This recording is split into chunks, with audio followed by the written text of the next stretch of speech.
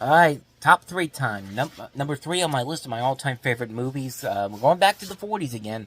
This time taking a look at one of the most fascinating character studies ever put to film. I'm, of course, talking about Orson Welles' 1941 masterpiece, Citizen Kane. This is one of those movies that's really hard to talk about because everybody's pretty much already said why it's great, and there's really not that much more I could add to this that hasn't already been said already, but, the story here is that you have a group of reporters who are trying to decipher the last word ever spoken by Charles Foster Kane, the millionaire newspaper tycoon. That word being, of course, Rosebud. The film begins with a newsreel detailing Kane's life for the masses, and then from there, we are shown flashbacks from Kane's life. As the reporters investigate further, the viewer sees a display of a fascinating man's rise to fame, and how he eventually fell off the top of the world. And again, there's really not much more I can say about this movie that hasn't already been said already, except for the first time I saw this movie, I, like most people, questioned the statements about it being considered the greatest movie ever made. But once you watch it a couple of times, once you sit through it the first time around, I got it. I understand why people were talking about this as one of the single greatest achievements in filmmaking. I mean, Orson Welles was not only the star of this picture, he wrote it, he produced it, he directed it, he had complete creative control over the final product, including Final Cut editing, which at the time was just unprecedented, and that had never been done before.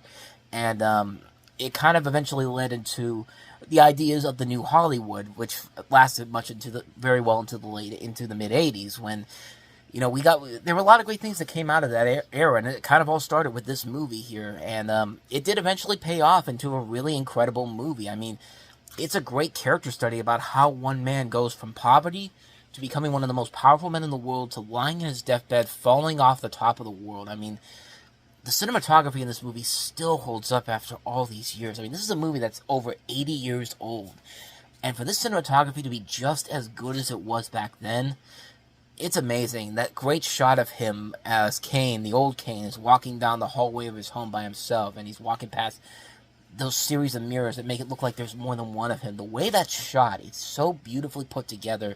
It's so symbolic, and the perfect handling of this cinematography leads into a lot of the many great things about this particular movie. The music score by Bernard Herrmann is well done, who manages to create some pieces that are so memorable and easy to listen to. The structure of the movie plays out very well, too. It's well done. We start in the present, flash forward to the past, and then we end up at the present again. But the way it's done, it feels very fluid and effective. It doesn't feel like they're just going through different time periods just because they want to go through different time periods. And, you know, it's a really fascinating movie to watch. And there are moments in there that are kind of silly. The more I look up, the more I watch them again. Like, there's one moment in particular where, you know, one of the reporters is inside of this building, and, like, he wants to figure out who Rosebud is. And there's this moment towards the end of the scene where he's looking at the two people who let him in there, and he's just like, "You're not Rosebud, are you?" And one of them goes, "No," and the other, and it's just like, "Are you Rosebud?" It's just like, "Goodbye, gentlemen."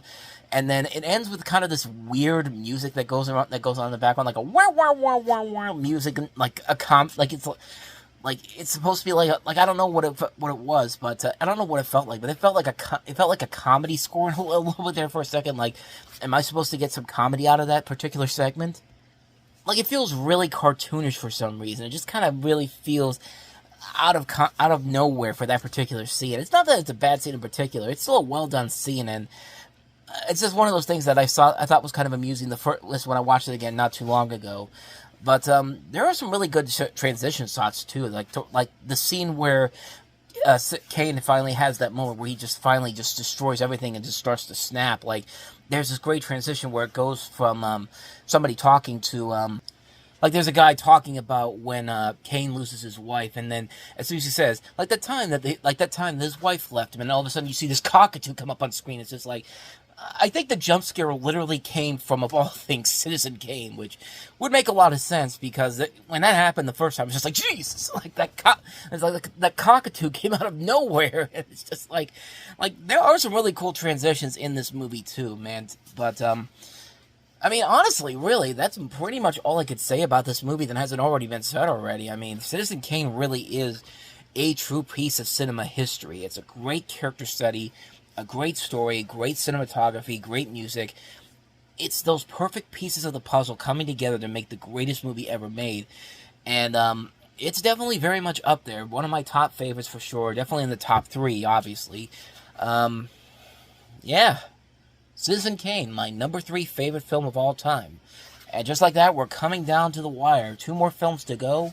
And we'll take a look at number 2 next week. But if you want to hear what I have to say about Casablanca, go ahead and take a look at the last video I did and look at some of the other videos I've done as well. And I will see you guys next week.